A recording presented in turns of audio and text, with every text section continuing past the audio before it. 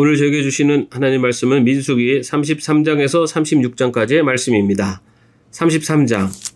이스라엘 자손이 모세와 아론의 지휘를 받아 부대를 편성하여 이집트에서 나와서 행군한 경로는 다음과 같다. 모세는 주님의 명에 따라 머물렀다가 떠난 출발지를 기록하였다.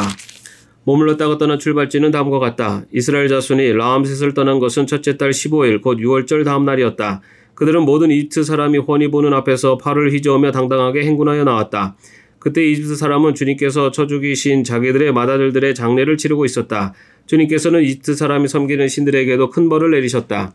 이스라엘 자손은 라암셋을 떠나 숫곳에 이르러 진을 쳤다. 숫곳을 떠나서는 광야가 시작되는 에담에 이르러 진을 쳤다. 에담을 떠나서는 비아하롯으로 돌아갔다. 바알수본의 동쪽으로 가서 믹돌 부근에 이르러 진을 쳤다. 비아하롯을 떠나서는 바다 한가운데를 지나 광야로 빠졌다. 에담 광야에서는 사흘길을 들어가서 마라에 이르러 진을 쳤다. 마라를 떠나서는 엘림으로 갔다. 거기에는 샘이 12곳이나 있고 종려나무가 70그루나 있어서 거기에 진을 쳤다.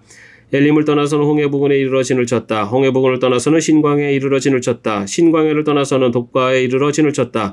독가를 떠나서는 알로스에 이르러 진을 쳤다. 알로스를 떠나서는 르비딤에 이르러 진을 쳤다. 그러나 거기에는 백성이 마실 물이 없었다. 르비딤을 떠나서는 시내 광야에 이르러 진을 쳤다. 시내 광야를 떠나서는 기브롯 핫다와 이르러 진을 쳤다. 기브롯 핫다와를 떠나서는 하세롯에 이르러 진을 쳤다. 하레스롯을 떠나서는 린마에 이르러 진을 쳤다. 린마를 떠나서는 림몬베레스에 이르러 진을 쳤다. 림몬베레스를 떠나서는 림나에 이르러 진을 쳤다. 림나를 떠나서는 리사에 이르러 진을 쳤다. 리사를 떠나서는 그엘라다에 이르러 진을 쳤다. 그엘라다를 떠나서는 세벨산에 이르러 진을 쳤다. 세벨산을 떠나서는 하라다에 이르러 진을 쳤다. 하라다를 떠나서는 마켈롯에 이르러 진을 쳤다. 마켈롯을 떠나서는 다핫에 이르러 진을 쳤다. 다핫을 떠나서는 데라에 이르러 진을 쳤다. 데라를 떠나서는 미카에 이르러 진을 쳤다. 미카를 떠나서는 하스모나에 이르러 진을 쳤다. 하스모나를 떠나서는 모세롯에 이르러 진을 쳤다. 모세롯을 떠나서는 부네야간에 이르러 진을 쳤다. 부네야아간을 떠나서는 홀하기갓에 이르러 진을 쳤다. 홀하기갓을 떠나서는 욥바다에 이르러 진을 쳤다. 욥바다를 떠나서는 아브로나에 이르러 진을 쳤다. 아브로나를 떠나서는 에시온게벨에 이르러 진을 쳤다. 에시온게벨을 떠나서는 신광야의 가데스에 이르러 진을 쳤다. 가데스를 떠나서는 에돔 땅 국경 호르산에 이르러 진을 쳤다. 제사장 아론이 주님의 명을 따라 호르산으로 올라가 죽으니 그때는 이스라엘 자손이 이집트 땅에서 나온 지 40년 되던 해 다섯째 달 그 달 초하루였다. 아론이 호르산에서 죽을 때의 나이는 123세이다.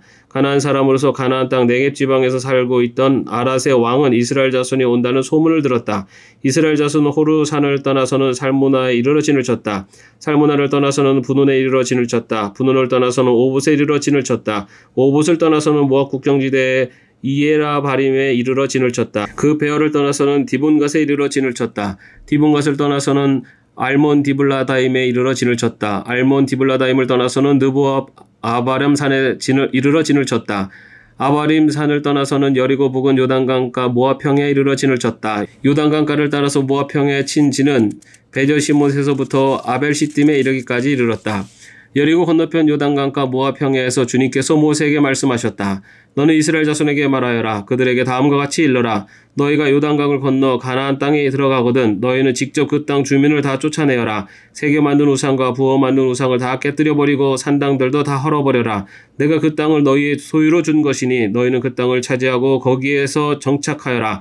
땅은 주사위를 던져 가족별로 나누어 가지도록 하여라. 큰 쪽에는 큰 땅덩어리를 유산으로 주고 작은 쪽에는 작은 땅덩어리를 유산으로 주어라.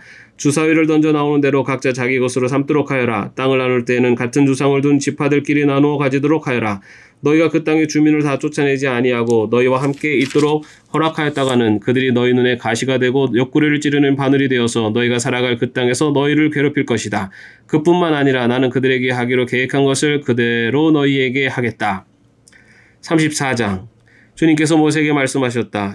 이스라엘 자손에게 명하여라. 그들에게 다음과 같이 말하여라. 너희는 이제 곧 가나안 땅에 들어가게 된다. 이 땅은 너희가 유산으로 받을 땅인데 다음과 같이 사방 경계를 정한 가나안 땅 전체를 일컫는다. 너희 영토의 남쪽은 에돔의 경계선과 맞닿는 신광야에서부터 시작된다. 그러므로 너희 영토의 남쪽 경계는 동쪽의 사해 끝에서부터 시작된다. 너의 경계선은 아그라빔 비탈 남쪽을 돌아 신을 지나 가데스 바네아 남쪽 끝까지 갔다가 또 하살라달로 빠져 아스몬까지 이른다. 경계선은 더 연장되어 아스몬에서부터 이집트 국경지대 강을 따라 지중해가 시작되는 곳까지 이른다. 서쪽 경계는 지중해와 그 해안선이다. 이것이 너희의 서쪽 경계가 될 것이다. 너희의 북쪽 경계는 다음과 같다. 지중해에서부터 호르산까지 너희는 경계선을 그어라. 또 호르산에서부터는 하맛 어기로 경계선을 그어 스닷 끝까지 이르면 경계선은 거기에서 다시 시브론을 거쳐서 하살에난 끝까지 이른다. 이것이 너희 영토의 북쪽 경계이다. 너희 영토의 동쪽 경계를 하살에난에서부터 스밤까지 그어라. 경계선은 여기에서 더 연장되어 스밤에서부터 아인 동쪽 리블라까지 내려갔다가 동쪽의 긴네렛 바다 해변까지 더 내려간다. 거기에서 다시 경계는 요단으로 내려가 사해 끝에서 멈춘다. 이것이 너희 땅의 사방 경계이다. 모세는 이스라엘 자손에게 명령하였다. 당신들 9지파와 반쪽 지파는 주님께서 당신들에게 주도록 명하신 이 땅을 제비 뽑아 나누어 가지십시오. 루벤 자손의 지파와 갓 자손의 지파와 므낫세 반쪽 지파는 조상 집안을 따라 유산을 받았습니다. 이 두 지파와 반쪽 지파는 자기들의 유산을 해 뜨는 쪽 여리고 맞은편 요단강 돈주에서 이미 차지하였습니다. 주님께서 모세에게 말씀하셨다. 너희에게 유산으로 땅을 나누어줄 사람들의 이름은 제사장 엘르아살과 눈의 아들 여호수아이다. 너희는 또 땅을 유산으로 나누어줄 사람을 지파마다 한 사람씩 대표로 뽑아라. 다음은 그 사람들의 명단이다. 유다 지파에서는 여분네 아들 갈렙이요, 시몬 지파에서는 암미옷의 아들 스무엘이요, 베냐민 지파에서는 기술론의 아들 엘리다시요, 단 자손 지파에서는 요글리의 아들 붓기 족장이요, 요셉 자손 가운데 므낫세 자손의 지파에서는 에봇의 아들 한니엘 족장이요, 에브라임 자손의 지파에서는 십단의 아들 그무엘 족장이요, 스불론 자손의 지파에서는 바르낙의 아들 엘리사반 족장이요, 이사갈 자손 지파에서는 아산의 아들 발디엘 족장이요, 아셀 자손의 지파에서는 슬로미의 아들 아우이웃 족장이요, 납달리 자손의 지파에서는 암미옷의 아들 부다헬 족장이다. 이들은 가나안 땅에서 이스라엘 자손에게 유산을 나누어 주도록 주님께 명령을 받은 이들이다. 35장. 여리고 건너편 요단강가 모압 평야에서 주님께서 모세에게 말씀하셨다. 너는 이스라엘 자손에게 그들이 유산으로 받는 땅에서 레위 사람이 살 성읍들을 떼어주라고 명령하여라. 레위 사람에게는 성읍과 함께 그 주변의 목초지도 함께 주어라. 그래야만 그들이 그들의 재산인 가축대와 모든 짐승들을 그 목초지에서 기르면서 그 여러 성읍에서 살게 될 것이다. 너희가 레위 사람에게 줄 성읍 둘레의 목초지의 범위는 각 성의 다같이 성벽 둘레로부터 2000자까지의 지역이어야 한다. 성을 중심으로 하여 성밖 동쪽으로 2000자, 남쪽으로 2000자, 서쪽으로 2000자, 북쪽으로 2000자씩을 재어라. 이것이 각 레위 사람의 성읍에 딸린 목초지이다. 너희가 레위 사람에게 줄 성읍들 가운데서 6은 도피성으로 만들어서 사람을 죽인 자가 그리로 도피할 수 있게 하고 이 밖에 별도로 레위 사람에게 42성읍을 주어라. 너희는 레위 사람에게 모두 48성읍과 거기에 딸린 목초지를 주어야 한다. 이스라엘 자손이 가지고 있는 땅을 떼어서 그것을 레위 사람에게 줄 때에는 각 지파들이 받은 몫의 비율대로 떼어내도록 하여라. 많이 가진 지파에서는 많은 성읍을 떼어내고 적게 가진 지파에서는 적게 떼어내어라. 주님께서 모세에게 말씀하셨다.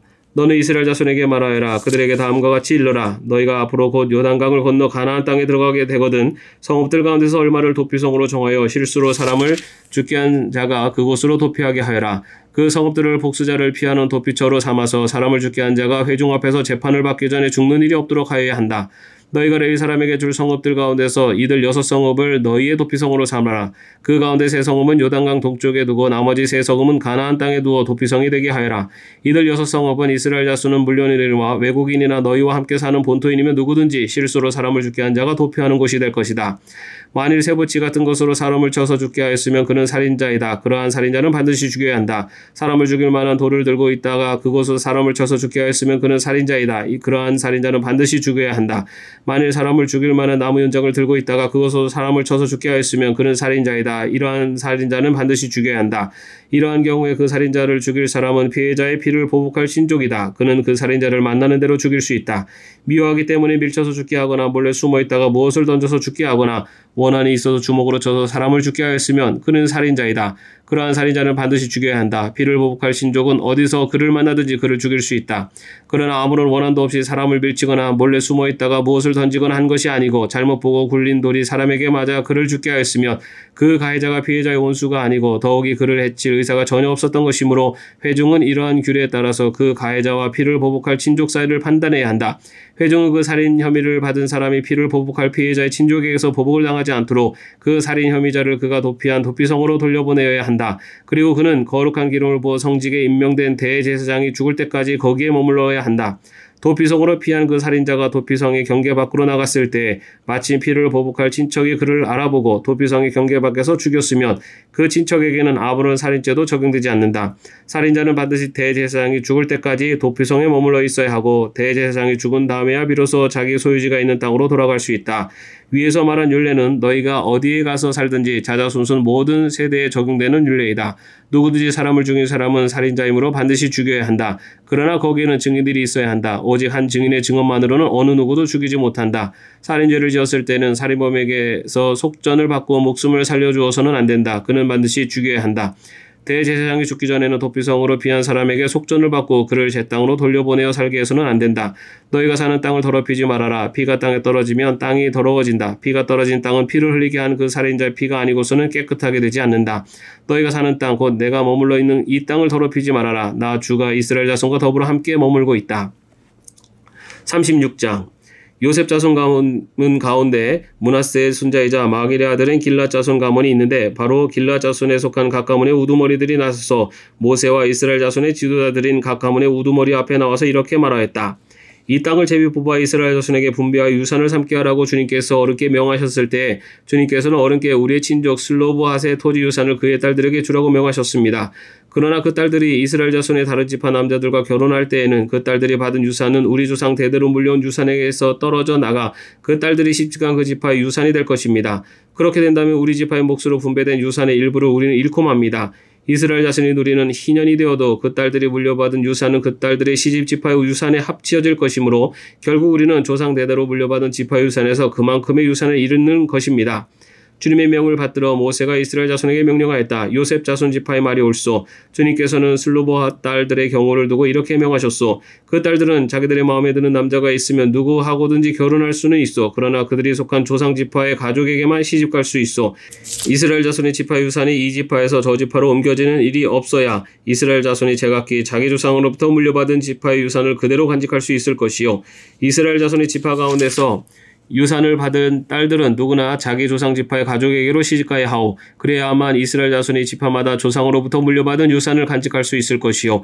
지파의 유산이 한 지파에서 다른 지파로 옮겨지는 일이 없어야 이스라엘 자손 각 지파가 제각기 물려받은 유산을 그대로 간직할 수 있을 것이요.